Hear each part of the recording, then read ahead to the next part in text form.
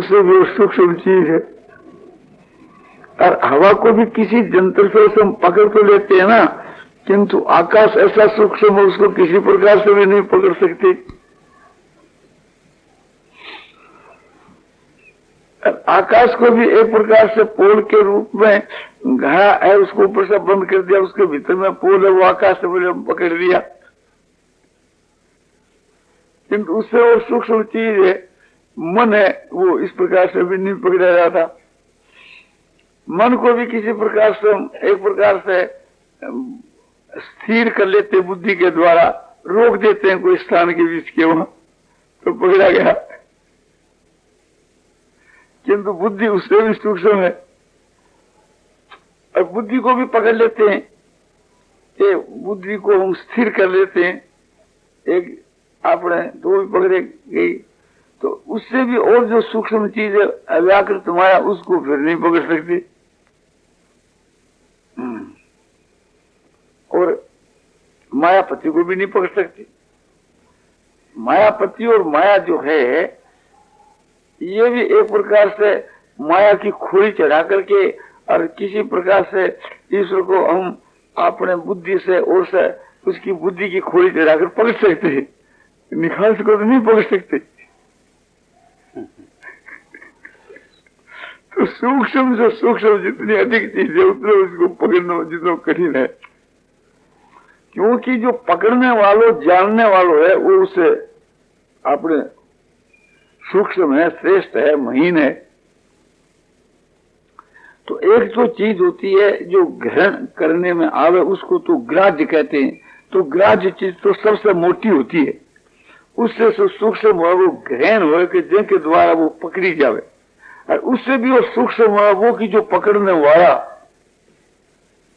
जैसे ज्ञाता ज्ञान ज्ञे, तो ज्ञे सबसे मोटा है और ज्ञान उससे सूक्ष्म है कि ज्ञान के द्वारा ज्ञे को हम पकड़ते हैं, और ज्ञाता उससे भी सूक्ष्म है जो ज्ञान द्वार है, ज्ञाता पकड़ने वाला है। तो इसलिए इनका एक विभाग है। तो अब आपको परमाणु की बात हम कहते, तो सबसे मोटे परमाणु पृथ्वी की, उससे सूक्ष्म परमाणु जो है जल की, उससे सूक्ष्म परमाणु जो है अग्नि की, उससे सूक्ष्म परमाणु हवा की, उससे सूक्ष्म परमाणु आकाश की, उससे सूक्ष्म एक जगह के मन के, उससे सूक्ष्म अहंकार के, उससे सूक्ष्म बुद्धि के, उससे सूक्ष्म माया के, इस तरह से एक सूक्ष्म परमाणु चलेगी।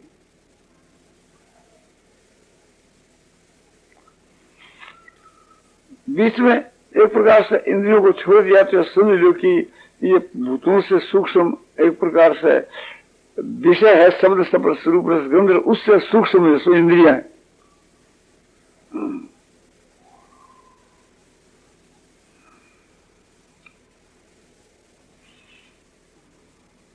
जैसे एक से एक भूत सूक्ष्म है, ऐसे एक से एक उसका विषय सूक्ष्म है, ऐसे एक से एक वो इंद्रियां सूक्ष्म है। पृथ्वी का विषय गंध है, जल का विषय रस है, अग्नि का विषय रूप है,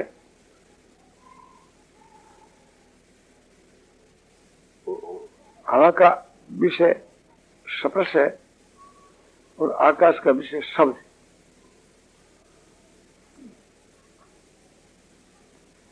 इनसे एक ये इनका परमाणु जो सूक्ष्म है।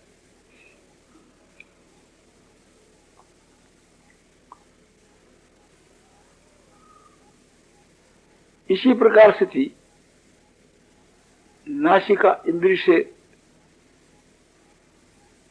सूक्ष्म जीवा इंद्रिय है, जीवा से भी और सूक्ष्म जो नेत्र इंद्रिय है, नेत्र से भी सूक्ष्म त्वचा इंद्रिय है, त्वचा से भी सूक्ष्म अपने कर्ण इंद्रिय है।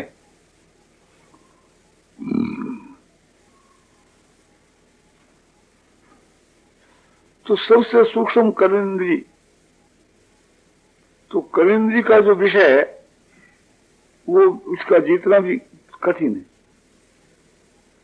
जैसे आपका जो शरीर है, इसका जो सुख है, इसका भी आप त्याग कर सकते हैं मान इत्यादि के लिए। इस सुख के बीच के वहां भी जो त्वचा इंद्रिय का जो सुख है, स्त्री सहवास इत्यादि का है, वो उसका त्यागना और सबसे कठिन है। और उसका भी से भी सूक्ष्म है कर्मेंद्रिय का विषय, उसका त्यागना और सूक्ष्म है। आप में यदि व्यभिचार का दोष आ गया तो निंदा के भय से उसको भी आप त्याग सकते।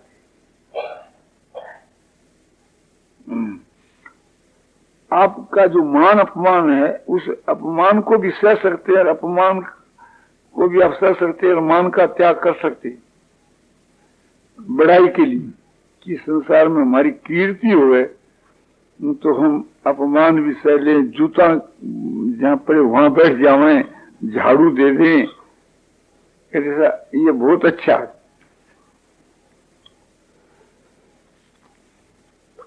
तो आपकी कोई निंदा करे, गालियां काटे, वो नहीं सह जाओ। प्रशंसा तो आप चाहते हैं और निंदा आप नहीं चाहते। तो ये एक प्रकार से सबसे परे की सूक्ष्म चीज है, आकाश तत्व की चीज है। अब परमाणु की बात ख्याल करो कि पार्थिव जो जितने पदार्थ है,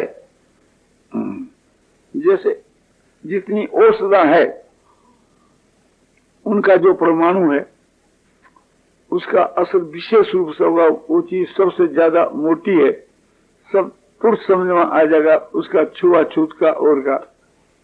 ये छुआछूत इस वास्ते चला कि उसका परमाणु का तुरंत आपने गहन हो जाता है।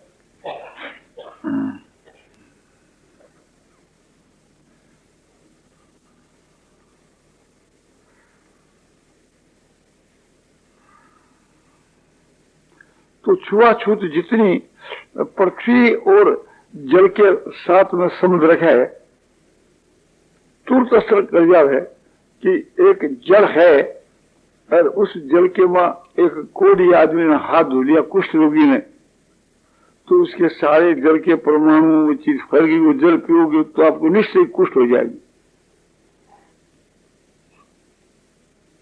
कुष्ठ रोगी का हाथ धो लो, जिस कुष्ठ जो है और उस कुष्ठ का परमाणु को आप उसको पानी पी लो, आपके शरीर में कुष्ठ निकला है।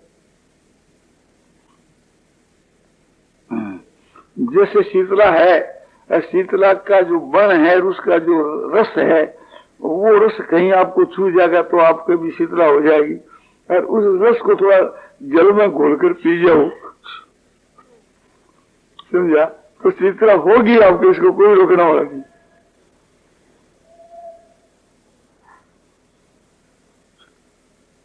बहुत स्थूल का आपको बताया करूंगा।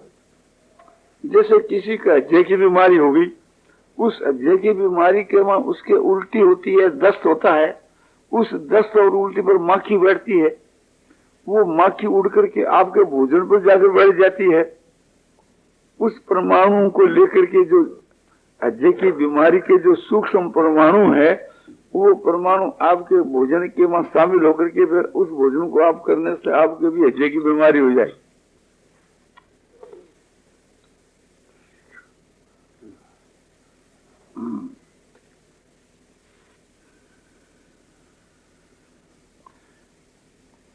तो पार्थी की जो चीज है, पृथ्वी के मां जो जैसे आपने सुगंध और दुर्गंध है,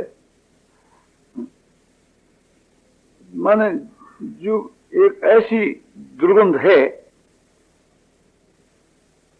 कि टट्टी की, पेशाब की, उस जगह अधिक बार रहोगा तो वो आपके में बीमारी पैदा हो जाए।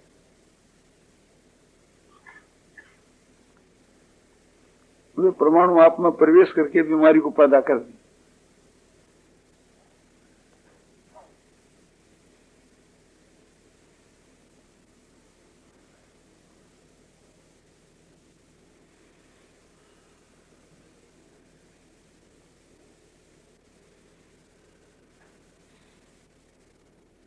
क्लोरोफॉर्म क्या चीज है?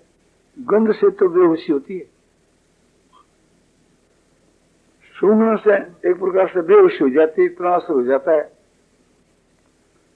गंध के जो परमाणु है वो तो भीतर में जाकर के आपको सो बेहोशी पैदा कर।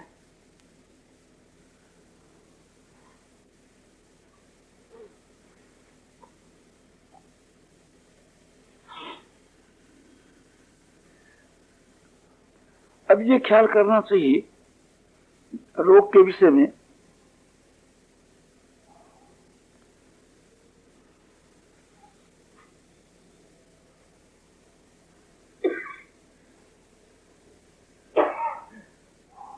दुर्गंध से बीमारी ज्यादा फैलती है, साइंस भी इसको मानता है। इसलिए जहां पर बहुत दुर्गंध आती हुए उसका तुरंत गवर्नमेंट को इलाज करना पड़ेगा कि इसको उठाओ, ये दुर्गंध से बीमारी फैलेगी।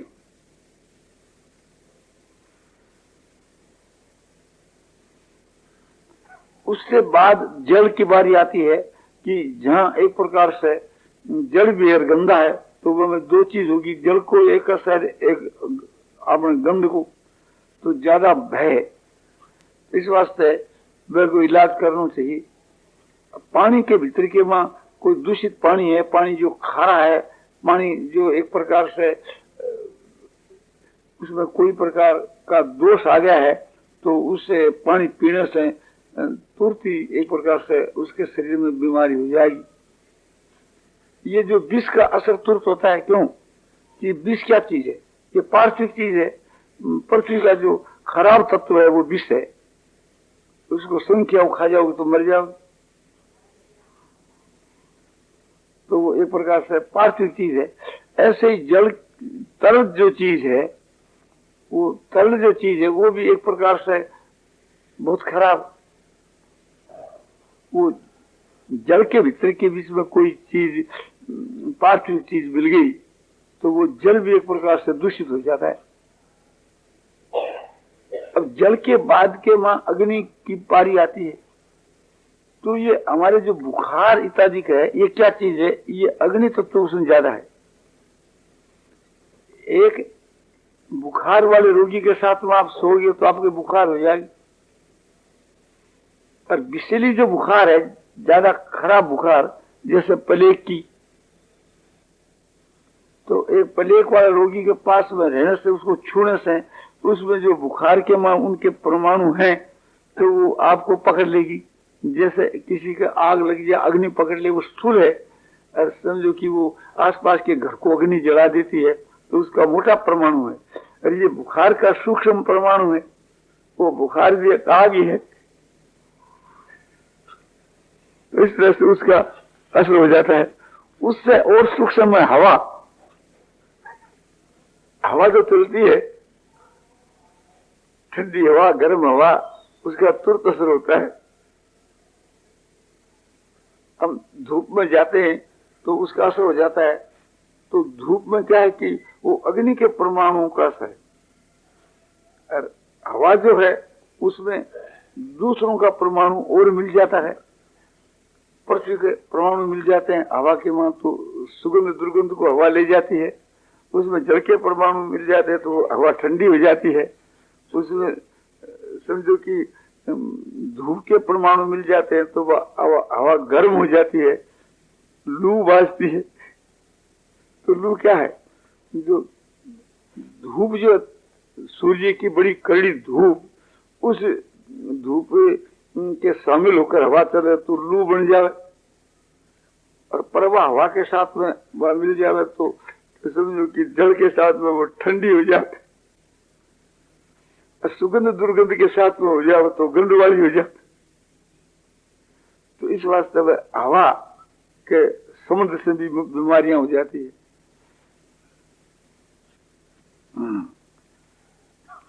अब आगे में बड़े आकाश के परमाणु आए। आकाश के परमाणु का असर होता शब्द से। आपको जो व्याख्यान सुनाया जाए और उससे आपके चित्त में जो प्रसन्नता, शांति, जो कुछ मिले, इसमें कौन से परमाणु असर करते हैं? आकाश के शब्द तो है ना। तो शब्द से भी परमाणुओं का असर होता है। वो इससे मैं कहता हूं आनंद आनंद आनंद आनंद सुख सा प्रतीत क्यों होता है? आनंद जो एक प्रकार से चीज है, वो एक शब्द के साथ में मिल करके और आनंद का काम कर रहा है। आपके हृदय में प्रवेश होकर के आनंद की जागृति कर रहा हो।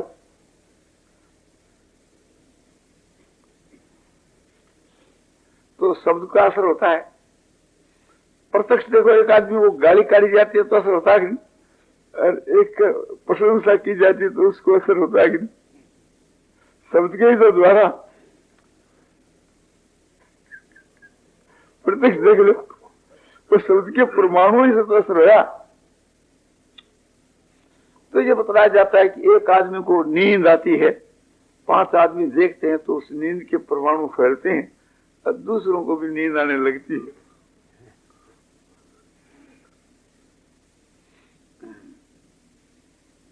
एक आदमी के बीच के वहां कोई भी शरीर में या इंद्रियों में या मन में या बुद्धि में कोई भी चीज है तो दूसरे को भी वो चीज मिलती है। हमको जो विद्या क्यों मिलती है, कैसे मिलती है? हमारे में विद्या है तो हम आपको विद्या दे सकते हैं। तो विद्या आपको प्राप्त हो जाती नहीं, वो है तो हमारे में, आपको मिल जाती है। सब प्रत्यक्ष देखते हो ना कि एक से दूसरे को विद्या मिल जाती है। एक मूर्ख आदमी है, उससे विद्या लो, उसे उसमें है नहीं होती तो कैसे मिलेगी? जो चीज होगी वही तो मिलेगी ना। तो इसी प्रकार से जैसे पदार्थ है, जैसे क्रिया है, क्रिया का 2 रूप है, एक तो स्थूल, एक सूक्ष्म।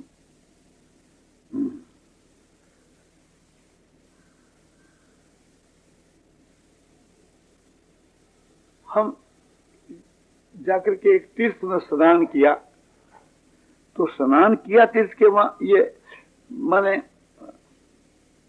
पुण्य, ये पुण्यमय क्रिया हुई, पुण्य क्रिया स्थूल हुई।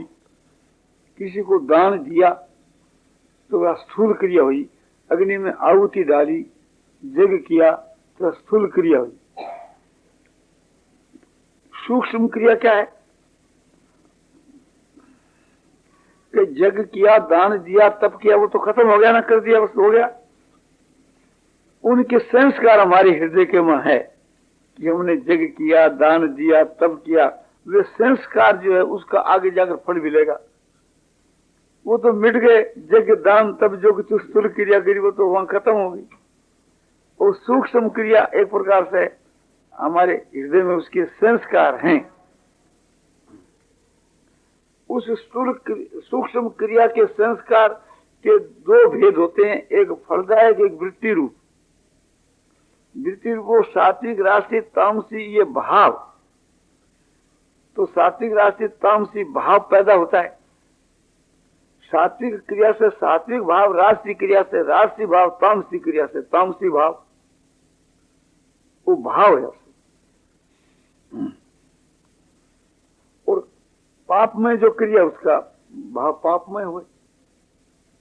जैसे चोरी की, कुछ डाका डाया, व्यभिचार किया, हिंसा करी, ये सब पाप क्रिया हुई। तो पाप क्रिया के पाप में संस्कार हृदय के में हुई।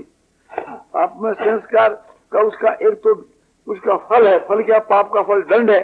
और एक पाप की जो क्रिया करी वो तामसी हुई, तो हमारे हृदय के में तामसी भाव सो हृदय में इकट्ठा हुआ। किसी को हमने मारा, काटा, कोई कसाई है, हिंसा करता है, तो उसके हिंसा के भाव इकट्ठे होते हैं। हिंसा की एक वृत्ति, हिंसा करने की एक आदत। तो एक कसाई बहुत सी गायों काटता है, बकरों काटता है। आपको एक तलवार दी जाए, बकरा दी जाए, काट दो, आप नहीं काट सकते। क्यों नहीं काट सकते? कि आप में वो हिंसा के भावों का संग्रह नहीं है। आपने कभी ये काटा ही नहीं, तो कैसे काटोगे? और जिसमें संग्रह है बुरे भावों का, वो इसी वक्त काट डाले। जैसे भाव होते हैं वैसे संस्कार पैदा होते हैं, और संस्कार के अनुसार फिर आगे क्रिया होती है। भावों के अनुसार समृद्धि होती है। एक व्यभिचारी आदमी है, जिस स्त्री के साथ में व्यभिचार करे, उसको देखने के साथ में वो भाव जागृत हो जाएगा कि मैं इसके साथ में भोग किया था। अब फिर उसके साथ में भोग करने के संस्कार आएंगे, और फिर वैसी क्रिया होगी, फिर वो पाप बनेगा। जो पहला पाप किया उसका तो एक प्रकार से दंड भी लेगा, और उससे जो स्वभाव खराब हुआ उससे फिर नए पाप होंगे।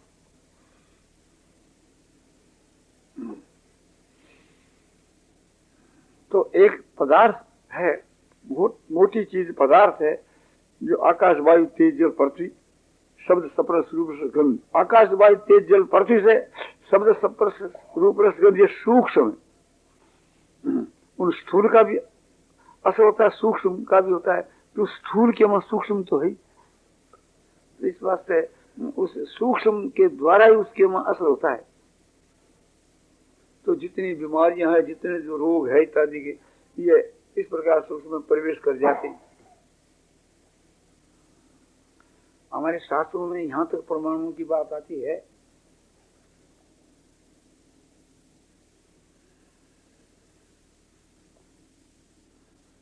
कि नेत्रों के परमाणु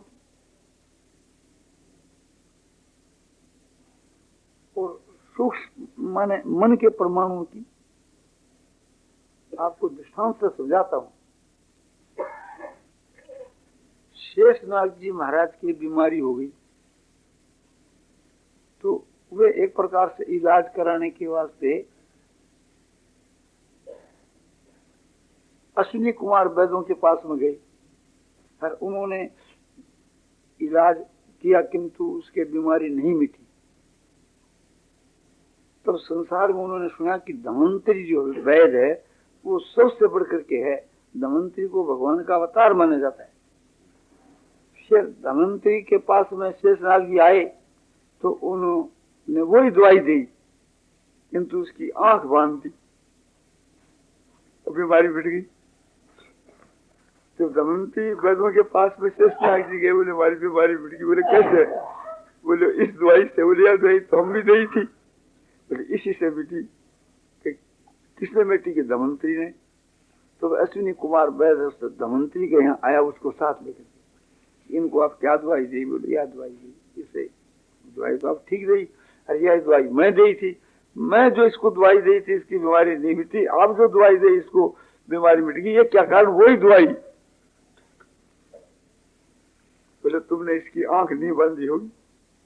तो आंख तो नहीं बांधी। बोले सांप इसकी आंख में विष है, उस औसत में विष तोड़ जाता है, तो उसका असर क्या होगा?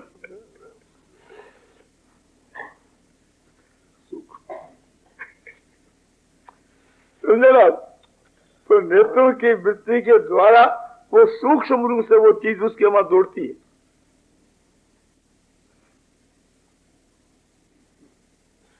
जैसे मैले के भीतर के वहां दुर्गंध आती है, ऐसे जो भाव असर था उसमें भी दुर्गंध आती है। वो सूक्ष्म है, वो मैले का एक स्टीम और क्या चीज। तो इसी प्रकार से थी उस सांप में जो विष है, उस विष का प्रवाह नेत्रों के द्वारा भी चलता है।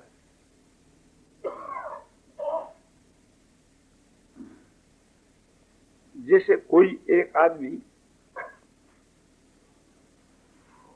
कोई एक पापी पुरुष है, उसका हमको दर्शन हो गया, तो दर्शन होने से उसका असर हमारे पर क्यों आया?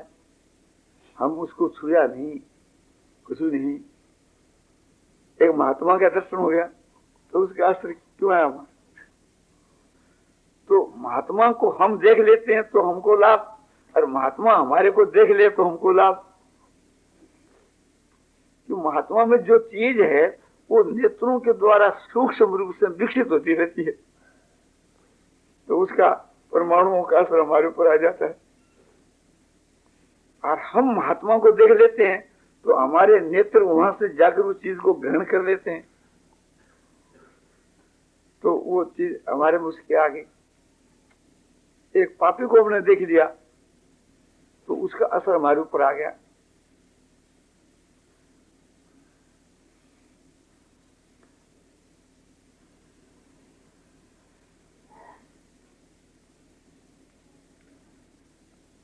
एक कुत्ता कुत्ते के साथ में विषय भोग करता था, इसको समझो कि रेणुका ने देख लिया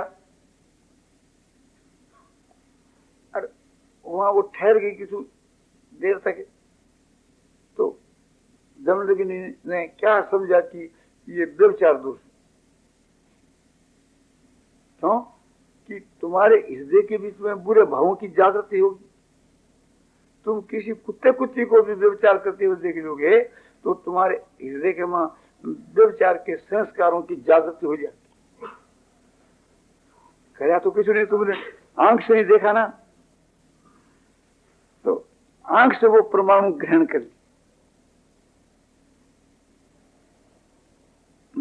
ये परमाणु की बात आपको बतलाता हूं कि आंख से परमाणु ग्रहण इस तरह से होते हैं। कान से आपने व्यभिचार की बात सुन ली तो उस व्यभिचार का चित्र आपके मन में आ गया, तो आपके दिल के मन व्यभिचार के भाव की जागृति शब्दों से, जैसे रूप से ऐसे शब्दों से, और स्पर्श से तो और ज्यादा।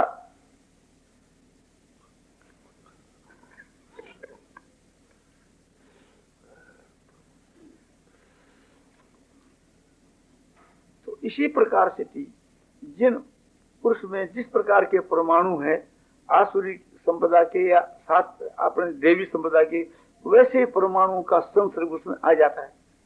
आप कहीं पर समझो कि चौपड़ता खेली जा रही है, वहां आप बैठिए, उनके परमाणु आप में प्रवेश कर करके और आपके हृदय में भी यह भाव पैदा हो जाएगा कि मैं भी खेलूं।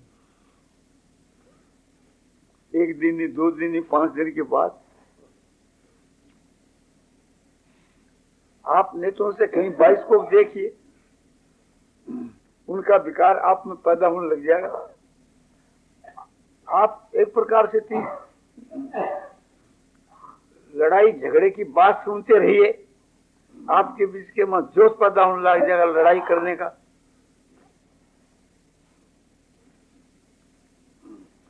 आप ऐसी कोई भी सुगंधी की या दुर्गंधी की चीज को सूंघिए तो उसका असर आप पर तुरंत होगा। तो ये जैसे मोटे परमाणु हैं, ऐसे सूक्ष्म परमाणु, क्रिया के परमाणु, पदार्थों के परमाणु और भावों के परमाणु। पदार्थों के परमाणु तो ये जो आंख से दिखने वाले जितने जो संसार के जो जड़ पदार्थ है, इनके संग से वैसा ही असर होता है। इसी बात को लेकर करके हमारे शास्त्रों में ये छुआछूत चली, परमाणुओं को लेकर। ये जो डॉक्टर लोग हैं ये भी परमाणु को मानते हैं, परंतु स्थूल परमाणु को तो मानते हैं और सूक्ष्म परमाणु की तरफ इतनी इनकी दृष्टि नहीं गई। सूक्ष्म वहां तक तो गई, शब्द स्पर्श रूप रस गंध, आकाश वायु तेज और पृथ्वी, पर इंद्रियों तक नहीं गई और मन और बुद्धि तक तो गई। नारायण नारायण नारायण श्रीमन नारायण नारायण श्रीमन नारायण नारायण